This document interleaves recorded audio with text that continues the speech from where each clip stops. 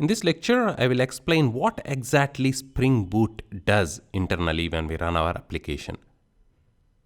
It all starts by looking at the class path entries, in our case the Maven dependencies. So as soon as Spring looks at the class path, it will figure out that we are using Spring Data JPA. Along with it, we are using Hibernate because that is the default implementation. If we don't configure any other ORM vendor, Hibernate is the default that will be used, and it will find that on the class path. And also it will find the MySQL connector jar on the class path. So it knows that we are trying to connect to a MySQL database. And if it looks at the application.properties, or when it looks at the application.properties, it knows the data source information, that is how to connect to the database, what is the username and password. It also scans through all the sub packages of the package in which this class is present.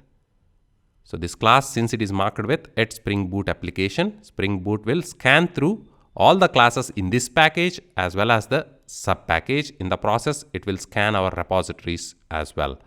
So at this point, Spring Boot has all the information, or Spring Data has all the information to create a JPA entity manager factory using the data source information we have provided.